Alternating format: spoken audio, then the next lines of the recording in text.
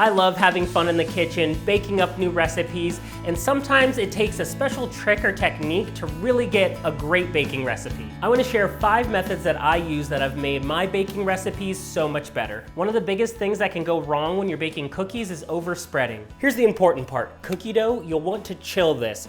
A chilled cookie dough will give you better cookies when you're baking. This will help solidify the fat, which will melt a lot slower in the oven. This helps prevent overspreading of your cookies, and they'll bake more evenly. Chill the dough at least 30 minutes in the refrigerator or 15 minutes in the freezer. Chilling helps the dough be less greasy and easier to handle. If you're doing cutout cookies, chilling your dough will give you a huge advantage. Your dough will be sturdier, which will make it easier to cut out shapes. If you've left your cookie dough in the refrigerator for more than a couple hours, it may be too stiff to work with. Just let it sit on the counter until it's easy enough to work with. You want your cookies to bake consistently, which means they all should be the same size. This is sometimes difficult to do with measuring spoons or by hand or eyeball, or even trying to weigh each of your cookies. A simple tool that you can use for uniform cookies is a cookie scoop or something similar to an ice cream scoop. This cookie dough has been chilled at least for 45 minutes. You can keep it in the refrigerator for a couple days or use it right away. If your cookie dough is a little too firm from the refrigerator, just let it sit out a few minutes and it should be scoopable,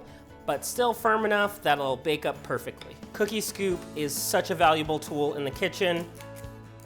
It'll portion these cookies perfectly. They'll all be the same shape and size, and the lever mechanism helps for easy release. When it comes to baking cookies, you may not want to bake them all at once. Hot, fresh cookies are always better. Cookies are great because you can portion them on a plate, put these back in the refrigerator, and bake them off as you want them, or even freeze them for later baking. Cookie dough can be really thick, especially with a lot of mix-ins, so make sure you have a very sturdy cookie scoop. A medium scoop like this holds about 1.5 tablespoons of cookie dough. You can get different size scoops to give you bigger cookies or smaller cookies. Different portions that'll be perfect for your recipe. Scoops like these, you don't just have to stop at cookies or ice cream. These are also super handy if you need to fill batter in a muffin tin or for pancakes. They're easy to use, very little cleanup, and the batter comes right out. As an added advantage, you can spray the inside with a non-stick spray, which will help for easier release. Vanilla extract is a typical ingredient, but you may not want to use it in everything. The dark color could taint some recipes,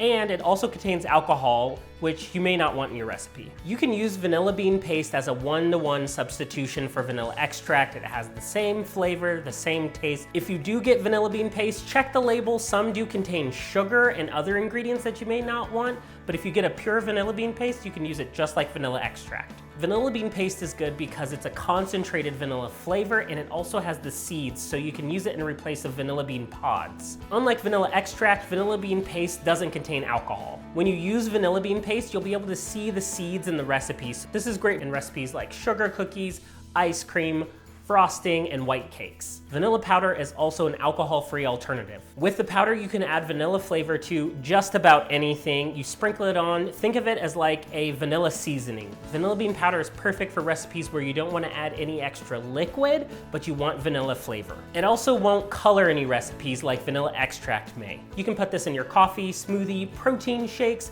sprinkle it on cereal, on fruit, or even toast. Biscuits and pie crust depend on super cold ingredients and especially cold butter.